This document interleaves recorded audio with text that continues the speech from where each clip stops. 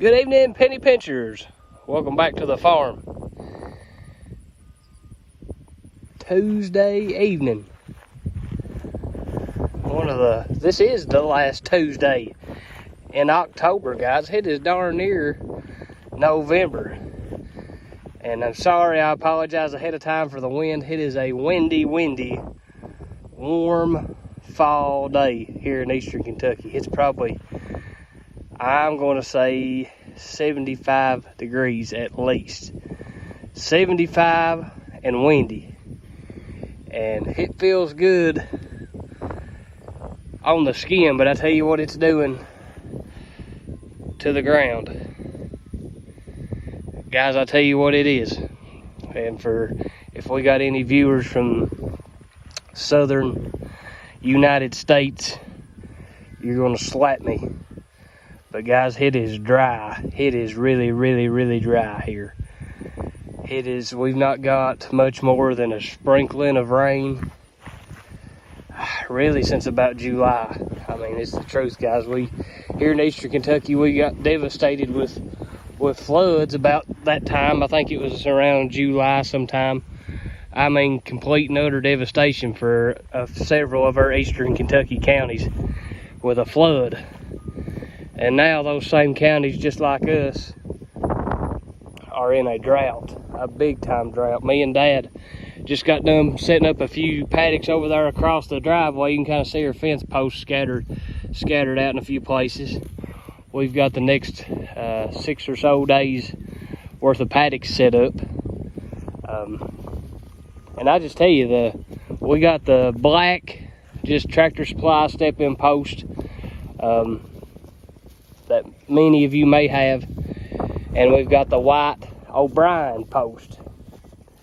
And I'll just tell it like it is. The benefits of the higher priced O'Briens are shining through right now, guys, because you simply just cannot get those Tractor Supply step-in posts in the ground right now. The ground is so dry and so just, I guess, hard, not really compacted, but just hard.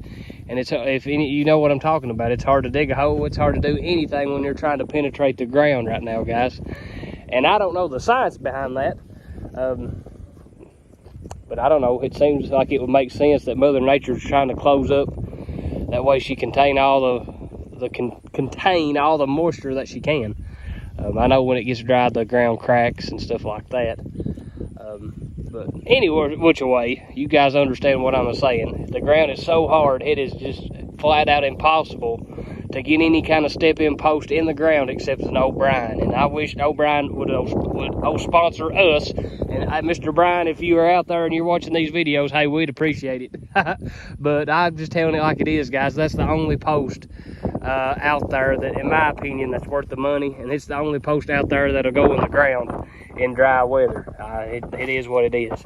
The little metal part that goes in the ground is thin, and it just penetrates the ground so much better. But guys, I was just showing you, this is our weaning lot that we got the cows in, and they've got access to probably an acre and a half on this side of the fence as well. I just go through the fence up here, and they can get over there to shade.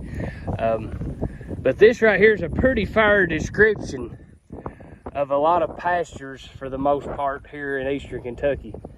We use and utilize this little lot right here a lot for heifers, weaning calves, that kind of thing. So we use it pretty regular. So it gets a lot of impact. And you can see there is not much stockpile left. Not much at all. There's a little bit, but you see a lot of weeds and even cuckleburrs right there where we used to feed hay and hay rings. That's what you'll get is cuckleburrs. So we're still working on that. We're going to unroll hay on that this winter to get those cuckleburrs stomped out and beat up so they won't come back. But right here, guys, a pretty fair description. Even here at Penny Pincher Farms. It's dry, and when it's dry, it don't matter what you got going on. The grass will not grow. But that's the good thing about this rotational grazing business, guys. We've got a plan. It ain't like this everywhere, as you guys have seen. This is definitely the worst spot, the worst grass on the farm. And for some reason, the cows, when they have access to this little spot, they like to get in here because their water is up here. So that draws them. Water's up there next to the barn. So that draws them too to this little spot. But I guess the direction I'm headed with this, guys, is there is a lot of farmers feeding hay right now, guys, and we're pretty much November. But guys, you gotta, I mean, we pretty well consider that winter time here in Kentucky. I mean, that's about when it starts. Even though it's 75 today, it could be 25 tomorrow. So you just never can tell here in Kentucky. The old saying is, if you don't like it, wait just a minute, it'll change. We had snow there last week, so that just shows you how it is. But yeah, back to the grass, guys.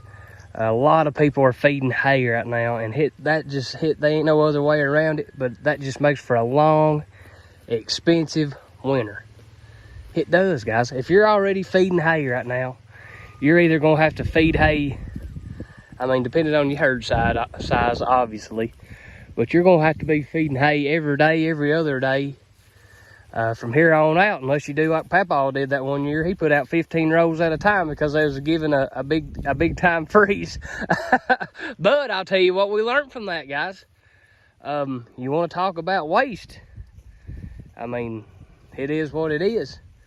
Those 15 rows would normally last 3 months, and they lasted a half of a month because they eat what they could eat and rolled around and poop and peed in the rest. I mean, that's what you get, guys. And we had big hay clumps all over the pasture fields. And the next year, the clumps right there, there wasn't no grass come up because the hay smothered all. It was on there so thick it smothered all the grass out. So long story short, it didn't accomplish nothing. It didn't accomplish nothing. And hindsight now, I mean, I was right there with him, let him do it. So shame on me as well. But, I mean, we didn't have to get out in negative degree temperatures either and feed hay. So he accomplished his purpose. I tell you what, that's a nice little bull calf going on right there. He's small. That is one thing I'll tell you the truth about, guys, is since we went to strictly grass, these calves they flat out don't grow as fast. And you say, don't that affect your profitability in them? When you factor in the simple fact that we have $0 in them, it works out for the better, guys, or it does with us. It simply works out for us. We can stand. I wouldn't know what the poundage is that we lose on a 6-month animal, but I would say without a doubt it's less than 100 pounds. So, I mean, you can do the math from there. If you're having to feed an animal $500 worth of grain in its 6-month lifetime to get it to 600 pounds or 7,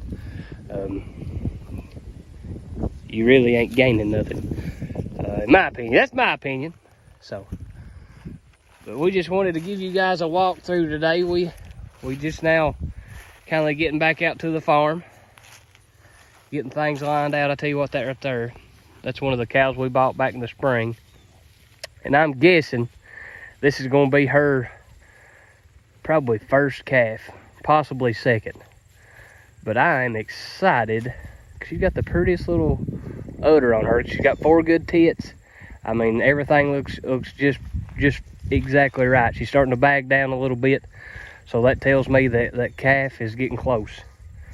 I'd like to have 15 or 20 look just like her. They'd be worth a fortune right now, guys. But just reiterating some of your options, guys. If you're one of the ones that's already feeding hay and you're already looking ahead and thinking, hey, I'm not going to have enough hay and hay is so expensive, I'm not going to be able to afford to buy anymore. Guys, cattle are still selling very, very good right now, especially for the time of year and especially for the economy that we're in. We can gripe and complain a lot about the economy, how our input costs are very high, but I tell you what, guys, cows is selling good right now. Cows is selling really good for the time of year here in Eastern Kentucky. So take advantage of that part. We can't say that a lot, that cattle is selling good. So take advantage of it if you need to. Sell off some of your culls. A little piece of advice, something that we've learned here at Penny Pincher Farm. If your cows is thin right now, I can guarantee you, without the aid of a lot of grain and corn, they're going to be thin in January and February.